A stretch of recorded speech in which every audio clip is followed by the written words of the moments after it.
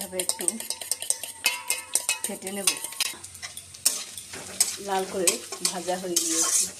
একদম সাধারণ রান্না, তারপরেও অনেক মজা হবে কিন্তু রান্নাটা। দেখুন এখন ডিমটা আমি দিয়ে দিয়েছি।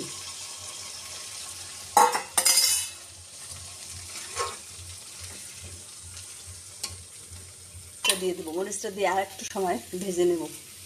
তারপরে আমি ডিমটাকে নামিয়ে নুডলসটার ভিতরে আমি একটু গরম জল দিয়ে রাখলাম, যাতে নুডলসটা আমার তাড়াতাড়ি সিদ্ধ হয়ে যায়। দিয়ে রেখেছিলাম কড়াইতে দিয়ে দেবো। এরপরে মশলাটা দিয়ে দেবো। আস্তে আস্তে একটু ফুটিয়ে নামিয়ে নেব। এখন ডিমটা দিয়ে আমি নুডলসটা নামিয়ে নেব।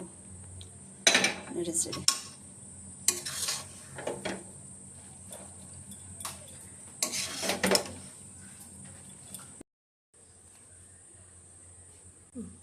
না ভাই নেই, যে কালার হয়েছে সেই কালার আসে না।